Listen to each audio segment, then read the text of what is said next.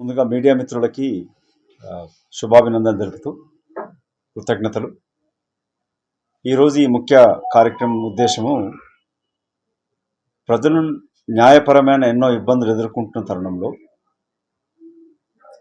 మిత్రులు సీనియర్ న్యాయవాది మాజీ government leader for municipal administration నా చిన్ననాటి స్నేహితులు మొన్న చీఫ్ ఎలక్షన్ ఏజెంట్గా ఉన్న వెంకట్ చిలకాని గారు మేము ఇది ఆలోచన చేసి ఇంకా మిగతా మిత్రులు సూర్య సతీష్ ఇంకా మిగతా న్యాయమిత్రులతో శ్రీనాథ్ చాలామంది అడ్వకేట్ ఫ్రెండ్స్ భిక్షపతి రంగారెడ్డి జిల్లా కోర్టే కాకుండా హైకోర్టు మిగతా చోట్ల కూడా న్యాయవాదులంతా కూడా ఈ ఎన్నికల ప్రచార క్రమంలో ఎల్బీనగర్ నియోజకవర్గంలో ముఖ్యంగా వెంకట్ గారు చెప్పినట్టుగా చెరువులు అన్యాక్రాంతమవుతూ భూ ఆక్రమణలు జరుగుతూ ఉంటే ధరణితో ఎన్నో ఇబ్బందులు జరుగుతున్నప్పుడు మా కాంగ్రెస్ నాయకులైన సత్యనారాయణ కానీ వజీర్ ప్రకాష్ గారు మిగతా చాలామంది నాయకులు యువ నాయకుడు సాయి లాంటి వాళ్ళు వచ్చి మా దృష్టి తీసుకోవడం జరిగింది. సో ప్రజలు ఎదుర్కొంటున్న న్యాయపరమైన సమస్యలపైన ప్లస్ ఇక్కడ చాలా మటుకు నివాస ప్రాంతం ఉన్న ఈ ప్రాంతంలో పిల్లలు బయట చదువుకోవడానికి వెళ్ళడం అమెరికా కానీ లండన్ ఆస్ట్రేలియా పోతుంటారు, తల్లిదండ్రులకు వీసా ఇబ్బందులు ఉంటాయి. ముఖ్యంగా ఇక్కడ మాత్రం చాలా చోట్ల మేము కొన్ని కాలనీస్కి వెళ్ళినప్పుడు కూడా అక్కడ బోర్ వేసుకుంటాను కూడా కాలనీ అసోసియేషన్ ప్రెసిడెంట్ స్టే తీసుకొచ్చి ఆపినట్టు చెప్పినాడు. సో ఇట్లాంటి ఇబ్బందులు ఉన్నప్పుడు ప్రజలకు ఉచిత న్యాయ సలహాలు ఇవ్వడం అనేది నేను న్యాయవాద వృత్తి మొదలుపెట్టినప్పుడు కూడా చేస్తూ ఉండేది. ఇప్పుడు న్యాయవాద వృత్తి ఎంత ఎక్స్పెన్సివ్ అయిపోయిందంటే ఒక న్యాయవాదిని పెట్టుకోవాలంటే ఇల్లు గుళ్ళ అయ్యే ప్రమాదం కూడా ఏర్పడ్డది. ప్రపంచంలో అత్యధిక ఖరీదైన న్యాయ సలహాలు అంటే భారతదేశంలో అయిపోయింది, సుప్రీంకోర్టు హైకోర్టుకు వచ్చారు. అందుకే మిత్రులు వెంకట్ కూడా నాతో మాట్లాడేటప్పుడు మనము మనకున్న అనుభవాన్ని ప్రజలకు అంటే పేద మధ్యతరగతి కాకుండా including middle class upper middle class కుటుంబాలు కూడా న్యాయపరంగా ఒక న్యాయవాదిని కలవాలంటే లక్షలలో కన్సల్టేషన్ ఫీజు ఇవ్వాల్సి వస్తూ ఉంది. ఇటు హైకోర్టుకి సుప్రీంకోర్టుకి వెళ్తే ఇంకా ఎక్కువ అవుతుంది. అందుకే ఇక్కడ ఎల్బీనగర్ ప్రజలకి ఎన్నికలు ప్రచారం ఒకైతే అవుతాయి, గెలుపోవటంలో సంబంధం లేకుండా ప్రజాక్షేత్రంలో ఉన్నప్పుడు ప్రజలకు సేవ చేయడమే లక్ష్యంగా ఉంటుంది.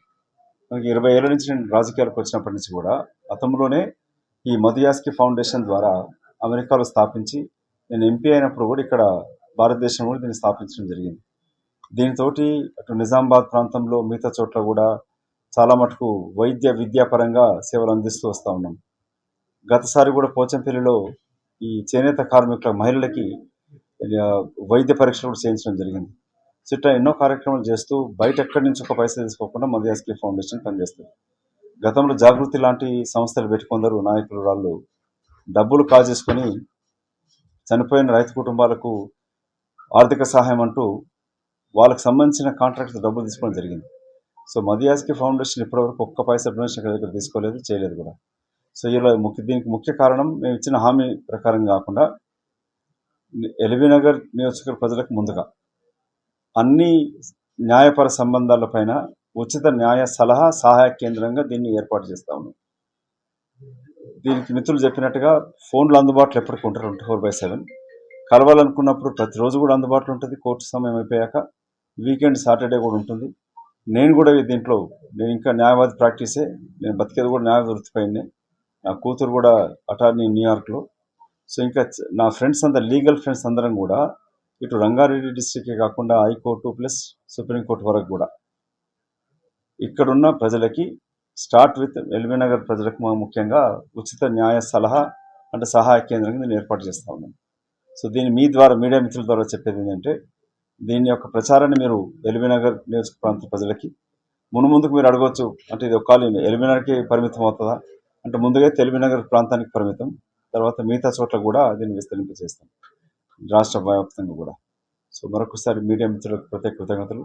ఈ యొక్క సందేశాన్ని మీరు ఎల్బీనగర్ నియోజకవర్గ ప్రజలకి రాజకీయ సంబంధం లేకుండా ఏ పార్టీ వలన సరే వాళ్ళు న్యాయ సలహా వచ్చినప్పుడు మాత్రం ఉచితంగా వాళ్ళకు సలహా సహాయ కేంద్రం ఉంటుంది. ముఖ్యంగా డొమెస్టిక్ వైలెన్స్ కూడా చాలా పెరిగింది.